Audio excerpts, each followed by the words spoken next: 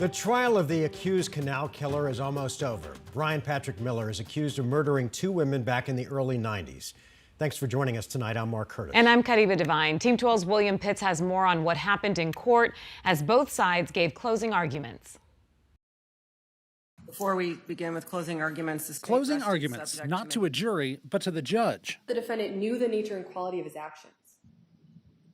There's planning involved in what he did. There is organization involved in what he did. There's bringing along items involved in what he did. Bryan Patrick Miller's fate will be decided in a bench trial. The judge will decide if he's guilty or insane. Miller is accused of killing 22-year-old Angela Brosso and 17-year-old Melanie Bernas. Both were found stabbed to death at the Arizona Canal near Castles and Coasters. Prosecutors say Brosso was stabbed in the back with enough force to break a rib and her head severed. Angela's head was gone for 10 days. There is no evidence, let alone clear and convincing evidence, that the defendant was legally insane when he did these two things. The prosecution told the judge Miller planned for his crimes and then tried to cover his tracks by bringing a change of clothes. Why would you move Angela? Why would you move Melanie if you think what you're doing is fine? And the murders were especially heinous. The cause of death was a stab wound to the lung and aorta. There were carvings on and into her chest.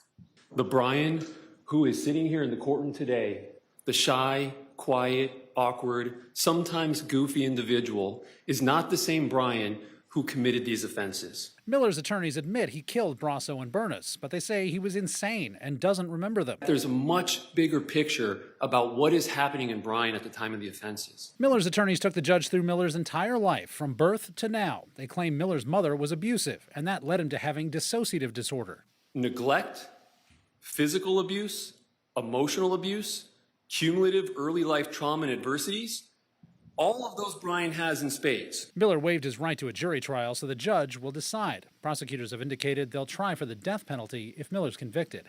William Pitts, 12 News.